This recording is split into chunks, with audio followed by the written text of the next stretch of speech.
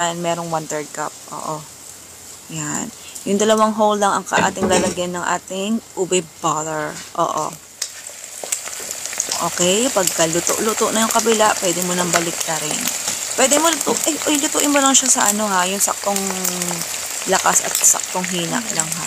Huwag sobrang hina, huwag sobrang lakas. Kasi pag sobrang hina, tagal. Oo. Pagka nilakasan mo naman at pinadali mo, sunog agad. Oo.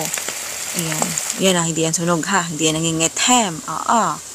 Yan, tapos sa isang lalagyan, naglagay na ako ng isang itlog. Tapos, kunwari, hinati-hati ko. Piling ko kasi mahati. Kahit, paano mahati yan no? Ayan. Lamutakin mo lang yung dilaw na itlog. Tapos, ayan, ihisalin mo na. Kunwari, nahati mo. Basta yung puti, hindi mawawala. Hindi matatakpan ng dilaw. Pagkasalang mo ng itlog, ayan, ilagay mo na agad yung ating ube cake. Oo, dun sa itlog na paluto pa lang. Kailangan paluto pa lang ha. Oo, yung sariwang itlog pa lang yung nakikita mo. Huwag yung luto ng itlog para maging ganyan ang texture nga. Tingnan nyo.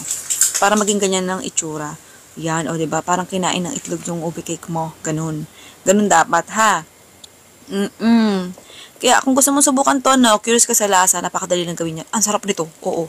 Kahit di siya nilagyan ng merang, grabe ka, sarap.